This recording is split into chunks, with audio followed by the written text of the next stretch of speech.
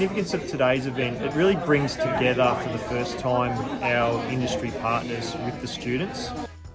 The Queensland Government subsidised the schooling to a fairly large amount, but there is an out-of-pocket fee that the student normally pays to be a part of our course. So our industry partners have covered the outstanding gap between what the Queensland Government subsidises and what they would normally pay themselves. It is big news, and we're really excited. We know that we've got a lot of hard work ahead, but we're really looking forward to supporting these women as they start their first steps into aircraft maintenance. The good timing with this as well is that our industry is really having a skill shortage at the moment, so there's never been a better time to join our industry and have a job outcome at the end of it.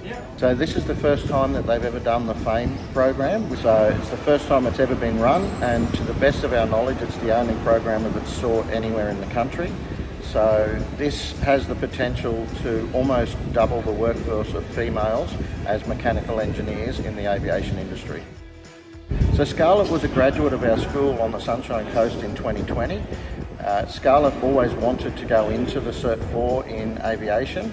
It was a dream of hers to do that course at the end of her graduation, but unfortunately she wasn't able to cover the cost of that course.